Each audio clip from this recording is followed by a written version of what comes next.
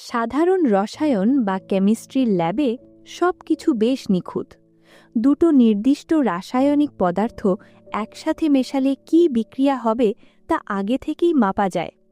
সমীকরণগুলো একদম স্পষ্ট। কিন্তু আমরা যখন মানুষের মন, আবেগ আর সম্পর্কের রসায়ন নিয়ে কথা বলি, তখন সেই ল্যাবের থিওরি যেন আর কাজ করে না। মানুষের মনোজগৎ বড়ই জটিল আর এলোমেলো। দুটো ভিন্ন মানসিকতার মানুষ একসাথে হলে কি ঘটবে তার কোনো বৈজ্ঞানিক সূত্র নেই। তাহলে প্রশ্ন জাগে, মানুষের মনের এই জটিল সমীকরণ মেলানোর কাজটি কে করবেন? ল্যাবের ভেতরে বসে পদার্থের বিক্রিয়া হয়তো মাপা যায়, কিন্তু মানুষের ভেতরের ভাঙা গড়া বুঝতে প্রয়োজন এমন একজন দ্রষ্টার, যিনি মানব চরিত্রের একেবারে গভীরে দেখতে পান, যিনি পাঠকদের তৎকালীন কলকাতামুখী প্রবণতা থেকে ফিরিয়ে এনেছিলেন ঢাকার বইয়ের পাতায়। তিনি ছিলেন একজন শব্দের জাদুকর। তিনি আর কেউ নন, জাদুকরী কথা সাহিত্যিক হুমায়ূন আহমেদ। হুমায়ূন আহমেদের লেখার জাদু কিভাবে একটি পুরো প্রজন্মকে বই পড়ার আনন্দে ফিরিয়ে এনেছিল তা বুঝতে হলে আমাদের একটু পেছনের দিকে তাকাতে হবে। বাংলাদেশ স্বাধীন হওয়ার পর আমাদের নিজস্ব একটি সাহিত্যিক ধারার প্রবল প্রয়োজন ছিল। এমন একটা সাহিত্য যা সাধারণ মানুষের যাপিত জীবনকে খুব কাছ থেকে ছুঁয়ে যাবে। হুমায়ূন আহমেদ অত্যন্ত সহজবোধ্য ভাষায় ছোট ছোট বাক্যে মধ্যবিত্তের জীবনের হাসি কান্না আর দৈনন্দিন খুঁটিনাটিকে এমন অসাধারণ শৈল্পিকতায় ফুটিয়ে তুলেছিলেন যে পাঠকরা নিজেদের গল্পই যেন বইয়ের পাতায় খুঁজে পেতে শুরু করেন। একজন লেখকের সৃষ্টিকে বুঝতে হলে তার শেকড় এবং জীবনের কঠিনতম অধ্যায়গুলো বুঝতে হয়। একজন মানুষ কিভাবে এতভাবে সবার মনের কথা পড়তে পারলেন তার উত্তর লুকিয়ে আছে তার নিজের জীবনেই। ১৯৪৮ সালের ১৩ নভেম্বর নেত্রকোনার মোহনগঞ্জে তার জন্ম। তার পিতা ফয়জুর রহমান আহমেদ এবং মা আয়েশা ফয়েজ। মজার ব্যাপার হল, ছোটবেলায় তার নাম কিন্তু হুমায়ূন আহমেদ ছিল না। তার নাম রাখা হয়েছিল শামসুর রহমান আর ডাকনাম ছিল কাজল। পরবর্তীতে তার পিতা নিজেই নাম পাল্টে হুমায়ূন আহমেদ রাখেন। বাবার পুলিশের বদলির চাকরির কারণে তার শৈশব কেটেছে দেশের বিভিন্ন জায়গায়। এই যে ছোটবেলা থেকেই বাংলার নানা প্রান্তের নানা স্তরের মানুষের জীবন তিনি কাছ থেকে দেখেছেন, এটাই মূলত তার লেখক সত্তার সবচেয়ে বড় ভিত গড়ে দিয়েছিল। তার শিক্ষাজীবনও প্রচলিত ছাঁকের বেশ বাইরে। বগুড়া জেলা স্কুল থেকে মেধা তালিকায় দ্বিতীয় স্থান অধিকার করে তিনি চমকে দেন। এরপর ঢাকা কলেজ এবং ঢাকা বিশ্ববিদ্যালয়ের রসায়ন শাস্ত্রে স্নাতক ও স্নাতকোত্তর সম্পন্ন করেন। এখানেই শেষ নয়, পরবর্তীতে সুদূর যুক্তরাষ্ট্রের নর্থ ডাকোটা স্টেট ইউনিভার্সিটি থেকে পলিমার কেমিস্ট্রিতে পিএইচডি সম্পন্ন করে ঢাকা বিশ্ববিদ্যালয়ে দীর্ঘকাল অধ্যাপনা করেছেন। তার পড়াশোনা ছিল রসায়ন নিয়ে, যেখানে বন্ড বা বন্ধন এবং বিক্রিয়া নিয়ে কাজ হয়। এই বৈজ্ঞানিক দৃষ্টিভঙ্গি যেন তাকে মানব মনের জটিল বন্ধন এবং মনস্তাত্ত্বিক বিক্রিয়াগুলো নিখুঁতভাবে বিশ্লেষণ করার লেন্স তৈরি করে দিয়েছিল। মানুষের মনস্তাত্ত্বকে তিনি রসায়নের মতোই যৌক্তিক কাঠামোর ভেতর ফেলে বিশ্লেষণ করতেন। কিন্তু এই যৌক্তিক বিশ্লেষণের পাশাপাশি তার জীবনে একটি বড় ট্রমা বা গভীর ক্ষত ছিল, যা তার চিন্তার জগৎকে চিরতরে বদলে দেয়। ১৯৭১ সালের মুক্তিযুদ্ধে কর্মরত অবস্থায় তার পিতা পাকিস্তানি হানাদার বাহিনীর হাতে নির্মমভাবে শহীদ হন। এই মর্মান্তিক অভিজ্ঞতা তাকে গভীরভাবে প্রভাবিত করেছিল। যুদ্ধের ভয়াবহতা এবং হারানোর শোক তার কলমকে করে তুলেছিল আরও শানিত। এই প্রেক্ষাপটেই আমরা দেখতে পাই তার প্রথম দিকের মুক্তিযুদ্ধভিত্তিক অবিস্মরণীয় সাহিত্যকর্ম। নিজের ভেতরের শোককে তিনি রূপ দিয়েছেন অসাধারণ সব গল্পে। মুক্তিযুদ্ধের সেই উত্তাল সময়কালেই লেখা তার প্রথম উপন্যাস নন্দিত নরকে, যা ১৯৭২ সালে প্রকাশিত হয়। একটু মধ্যবিত্ত পরিবারের ভেতরের অন্ধকার আর অসহায়ত্ব তিনি এমনভাবে তুলে ধরলেন যে সাহিত্য জগৎ রীতিমতো চমকে উঠল। এরপর ১৯৭৩ সালে আসে শঙ্খনীল কারাগার। মুক্তিযুদ্ধের ভয়াবহতা এবং চেতনাকে সরাসরি উপজীব্য করে তিনি লিখেছেন ১৯৭১, আগুনের পরশমণি, শ্যামল ছায়া, অনিল বাগচির একদিন এবং তার সেই মহাকাব্যিক রচনা জোছনা ও জননীর গল্প। বাংলাদেশের রাজনৈতিক ইতিহাসের নির্মম বাস্তবতা উঠে এসেছে তার জীবনের শেষ উপন্যাস দেয়াল উপন্যাসের মাধ্যমে। জীবনের এই কঠিন বাস্তবতা ও ট্রমা থেকে তিনি মানব মনকে ব্যাখ্যার দুটি ভিন্ন পথ তৈরি করেন, একটি নিরেট যুক্তির পথ, অন্যটি আধ্যাত্মিকতা ও বিশ্বাস নির্ভর যুক্তির বাইরের জগৎ। এই ডুয়ালিটি বা দ্বৈতসত্তা তার সাহিত্যের সবচেয়ে আকর্ষণীয় বৈশিষ্ট্য। এখানে সবচেয়ে কৌতূহলোদ্দীপক দিকটি হল তার সৃষ্ট দুটি সম্পূর্ণ বিপরীত মেরুর চরিত্র, মিসির আলী এবং হিমু। মিসির আলী হলেন ঢাকা বিশ্ববিদ্যালয়ের সাইকোলজির একজন পার্ট টাইম প্রফেসর। তিনি রহস্যের পেছনে ছোটেন যৌক্তিক এবং বৈজ্ঞানিক ব্যাখ্যা খুঁজতে। কোনো অতিপ্রাকৃত ঘটনাকে তিনি অন্ধভাবে বিশ্বাস করেন না, বরং এর পেছনের মনস্তাত্ত্বিক কারণ বিশ্লেষণ করেন। ভয় বা রহস্যকে তিনি ল্যাবের সমীকরণের মতোই খণ্ড খণ্ড করে ফেলেন। মিসির আলীর জগৎটা যেন লেখকের নিজেরই সেই বিজ্ঞানমনস্ক যুক্তিবাদী সত্তার প্রকাশ। প্রতিটি বইয়ে মিসির আলী মানুষের মস্তিষ্কের এক একটা অন্ধকার অলিগলি ঘুরে দেখেন। আমি মিসির আলী, বাঘবন্দি মিসির আলী, নিশিথিনী, নিষাদ, বৃহন্নলা, কহেন কবি কালিদাস, মিসির আলীর চশমা, অনিশ, ভয় এবং অনুদিত বই দি এক্সরসিস্ট সবকিছু মিলিয়ে যুক্তির এক দুর্ভেদ্য জাল বোনা হয়েছে, যার মধ্য দিয়ে তার নিরেট যুক্তির জগৎকে গভীরভাবে উপলব্ধি করা যায়। আর ঠিক এর উল্টো দিকেই আছে হিমু, হলুদ পকেটবিহীন পাঞ্জাবি পরা, খালি পায়ে হাঁটা এক উন্মনা যুবক, যে যুক্তির ধার ধারে না, বরং আধ্যাত্মিকতা ও বিশ্বাসের উপর নির্ভর করে তার প্রতিটি পদক্ষেপে। তার বাবা নিয়ে এক অদ্ভুত পরীক্ষা চালিয়েছিলেন। বাবা চেয়েছিলেন তাকে মহাপুরুষ বানাতে, যার কোনো জাগতিক পিছুটান থাকবে না, যে হবে সব কিছুর ঊর্ধ্বে।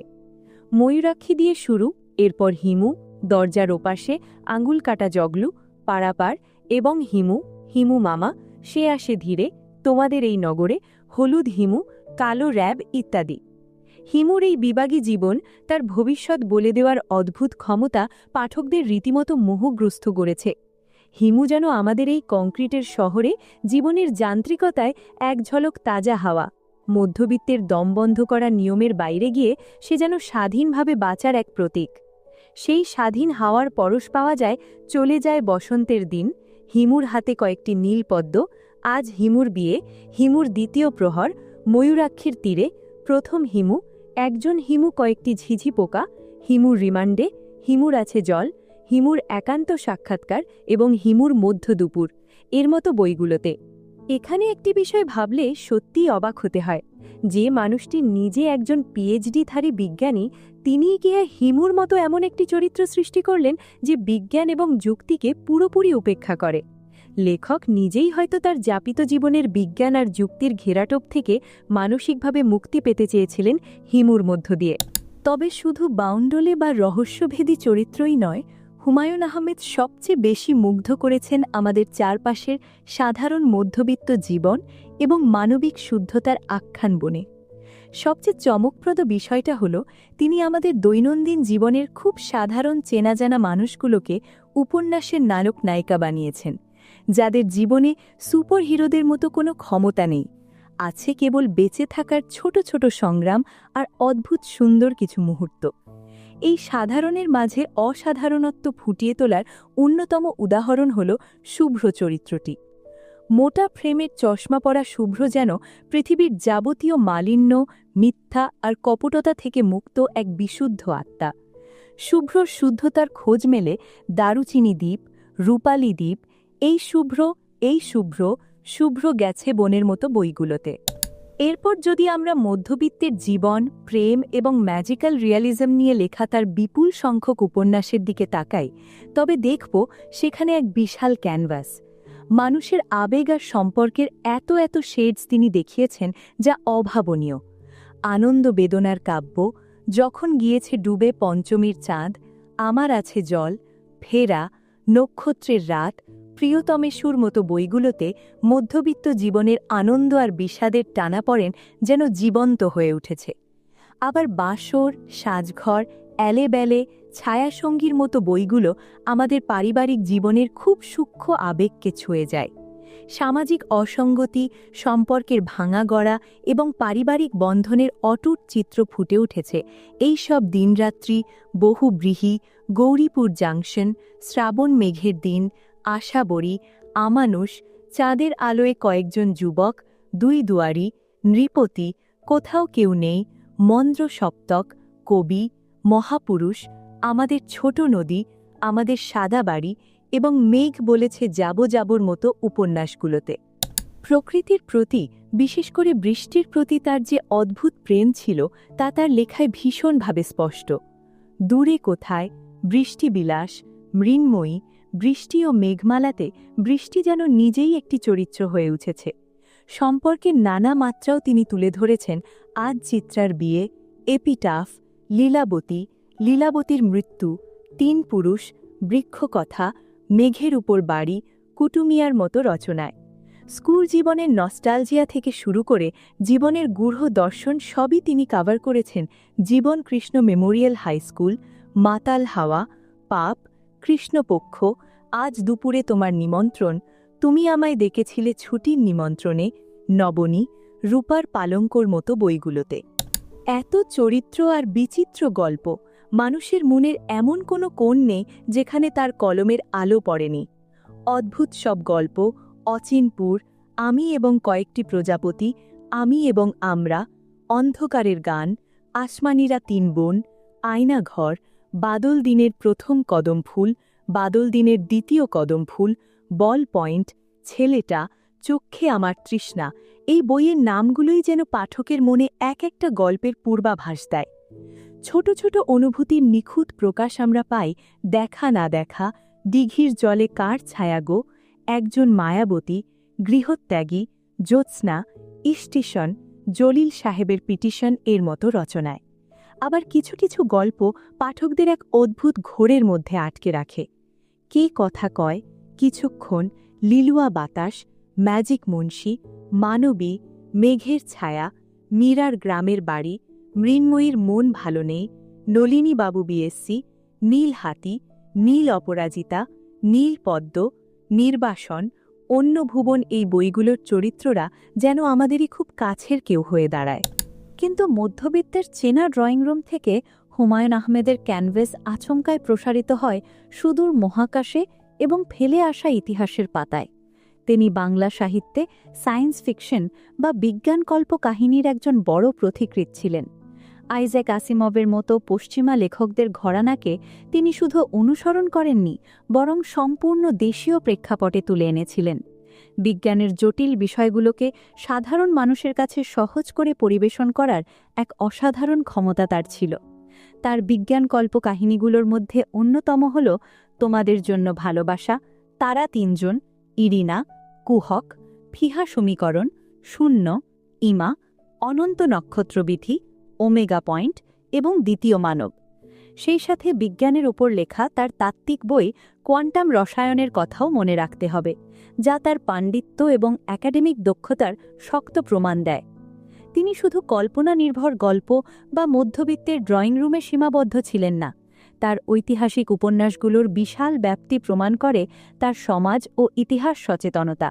বিশেষ করে মধ্যাহ্ন এবং বাদশা নামদারের মতো উপন্যাসে ইতিহাসের বিশাল প্রেক্ষাপটে সাধারণ মানুষের যাপিত জীবনের ছবি অত্যন্ত নিপুণভাবে ফুটে উঠেছে। ভাবতে অবাক লাগে যে মস্তিষ্ক ৭১-এর মতো মর্মান্তিক ট্রমা নিয়ে লিখেছে, সেই একই মস্তিষ্ক কিভাবে শিশুদের জন্য বোতল ভূতের মতো নির্দোষ কল্পনার গল্প ভাবতে পারে।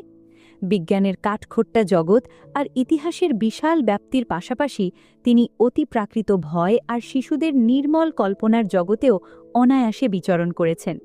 এটি তার সৃজনশীল মনের বহুমুখিতাকেই নির্দেশ করে। তার লেখা ভৌতিক ও শিশু কিশোর সাহিত্যের অসামান্য গ্রন্থগুলোর মধ্যে রয়েছে বোতল ভূত, ভূত, ভূতং ভৌত, ভয়, চেরাগের দৈত্য এবং বাবলু, কানামাছি, ভূত সমগ্র, মজার ভূত, ভয়ঙ্কর, অতিপ্রাকৃত, চশমা, ভূতমন্ত্র ইত্যাদি। এই গল্পগুলোতে ভয় আছে, কিন্তু তা কখনো বীভৎস নয়, বরং এক ধরনের মজাদার শিহরণ জাগায়। শিশুদের জন্য তার লেখনী ছিল সত্যিই জাদুকরী। নোহাস এবং আলাদিনের আশ্চর্য চেরাগ, পরীর মেয়ে মেঘবতী, তোমাদের জন্য রূপকথা, কালো জাদুকর, কাক ও কাঠগোলাপ, বোকা রাজার সোনার সিংহাসন, নীল মানুষ, কুহুরানী, হলুদ পরী, টেটর অ্যান্ড জেরির মতো বইগুলো পড়ে প্রজন্মের পর প্রজন্ম তাদের কল্পনার ডানা মেলেছে। একটা পর্যায়ে তিনি যেন বইয়ের পাতা থেকে বেরিয়ে তার নিজস্ব দর্শন এবং শিল্পবোধকে বাস্তব রূপ দেওয়া শুরু করলেন। কখনো নিজের আত্মজীবনীকে, কখনো টেলিভিশন ও সেলুলয়েডের পর্দায়, আবার কখনো প্রকৃতির বুকে। তার আত্মজীবনীমূলক ও ভ্রমণ কাহিনীগুলো পড়লে তার ব্যক্তি মানুষটিকে, তার ভাবনাগুলোকে খুব কাছ থেকে চেনা যায়। হোটেল গ্রেভারিন, আমার ছেলেবেলা, কিছু শৈশব, কাঠ পেন্সিল, ফাউন্টেন পেন, রং পেন্সিল, নিউ ইয়র্কে নীলাকাশে ঝকঝকে রোদ, পায়ের তলায় খরম, মে ফ্লাওয়ার, রাবণের দেশে, আমি ও আমরা, এই প্রতিটি গ্রন্থেই তার জীবন দর্শনের ছাপ স্পষ্ট। তিনি শুধু সাহিত্য লিখেই যাননি, তিনি নিজ হাতে সংস্কৃতি নির্মাণ করেছেন। প্রকৃতির কাছাকাছি থাকতে ভালোবাসতেন বলে গাজীপুরের ৪০ বিঘা জমির ওপর তার স্বপ্নের নুহাস পল্লী প্রতিষ্ঠা করেন। সেখানে মৃত কন্যার স্মৃতিতে লীলাবতী দিঘি এবং অতিপ্রাকৃতের প্রতি তার আগ্রহ থেকে ভূত বিলাস নির্মাণ তার বড় প্রমাণ। তিনি যেন তার নিজের তৈরি ম্যাজিক্যাল জগৎটাকে বাস্তবে রূপ দিয়ে গিয়েছিলেন। আর তার টেলিভিশন নাটক এবং চলচ্চিত্রের আকাশ ছোঁয়া সাফল্যের কথা তো এড়িয়ে যাওয়ার কোনো সুযোগই নেই। তিনি একটা গোটা জাতিকে টিভির পর্দার সামনে এক সুতোয় গেঁথে ফেলেছিলেন। ৮০ ও ৯০-এর দশকে তার নাটকগুলো বাংলাদেশ টেলিভিশনকে এক সোনালি যুগ উপহার দিয়েছিল। প্রথম প্রহর, এই সব দিনরাত্রি, বহুব্রীহি, অয়ময়, নক্ষত্রের রাত, আজ রবিবার, এর মতো নাটকগুলো প্রতিটি বাঙালি পরিবারের দৈনন্দিন জীবনের অংশ হয়ে গিয়েছিল। আর বিশেষ করে কোথাও কেউ নেই নাটকের কথা না বললেই নয়। একজন কাল্পনিক চরিত্র বাকের ভাইয়ের ফাঁসি ঠেকাতে সারা দেশের মানুষ রাস্তায় নেমে মিছিল করেছিল। একটি কাল্পনিক চরিত্রের সাথে দেশের আপামর জনসাধারণ এমনভাবে একাত্ম হয়ে গিয়েছিল, যা পৃথিবীর টেলিভিশন ইতিহাসেই এক বিরল ঘটনা। তার পরিচালিত ও চিত্রনট করা চলচ্চিত্রগুলোও দারুণ জনপ্রিয় এবং অর্থবহ। আগুনের পরশমণি, শ্রাবণ মেঘের দিন, দুই দুয়ারি, চন্দ্রকথা, শ্যামল ছায়া, নন্দিত নরকে, নিরন্তর, দারুচিনি দ্বীপ, সাজঘর, আমার আছে জল, ঘেটুপুত্র কমলা, কৃষ্ণপক্ষ সহ প্রতিটি চলচ্চিত্রই বাংলা সিনেমা শিল্পে নতুন মাত্রা যোগ করেছিল। ব্যক্তি আয়ু ফুরিয়ে এলেও একজন স্রষ্টার সৃষ্টি কখনো মুছে যায় না। ২০১১ সালে হুমায়ূন আহমেদ কোলন ক্যান্সারে আক্রান্ত হন। নিউ ইয়র্কে দীর্ঘ চিকিৎসা শেষে ২০১২ সালের ১৯ জুলাই তিনি মৃত্যুবরণ করেন। নুহাসপল্লীর লিচুতলায় তাকে অন্তিম শয্যায় শায়িত করা হয়। জীবনের শেষ ভাগে তিনি জাতিসংঘে বাংলাদেশ মিশনে উপদেষ্টা হিসেবেও দায়িত্ব পালন করেছিলেন। তার অসামান্য অবদানের স্বীকৃতিস্বরূপ তিনি বাংলা একাডেমি পুরস্কার, ২১ পদক এবং একাধিক জাতীয় চলচ্চিত্র পুরস্কার অর্জন করেন। হুমায়ূন আহমেদের সৃষ্টি করা এত সব অদ্ভুত আর চমৎকার চরিত্রের কথা আমরা জানলাম, কিন্তু একবার ভেবে দেখুন, হুমায়ূন আহমেদের সেরা সৃষ্টি হয়তো কোনো বইয়ের চরিত্র নয়, বরং তিনি নিজেই একজন কেমিস্ট্রি প্রফেসর, যিনি ল্যাবের নির্দিষ্ট সমীকরণ থেকে বেরিয়ে শব্দের জাদু দিয়ে একটা গোটা জাতির হাসি কান্নার সমীকরণ বদলে দিয়েছিলেন। আমাদের এই অতি সাধারণ আটপৌরে জীবনের ভেতরেই যে কত জাদু লুকিয়ে আছে, তিনি সেটাই দেখিয়ে গেছেন। আমাদের নিজেদের জীবনে সেই জাদুটা খুঁজে নেওয়ার দায়িত্বটা এখন আমাদেরই।